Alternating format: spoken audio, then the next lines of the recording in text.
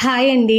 దోశ, ఇడ్లీ వేడి వేడి అన్నంలో కాస్త నెయ్యి వేసుకొని కారపొడి వేసుకొని తిన్నారు అంటే కడుపు నిండా అయితే తినొచ్చండి. అలాంటి కారపొడి అయితే ఎలా చేసుకోవాలో ఇవాళ అయితే మీకు షేర్ చేస్తున్నాను. దానికోసం అయితే ఒక 1/2 కిలో వరకు అయితే పల్లీలు అయితే వేపేసి పక్కన పెట్టేశాను.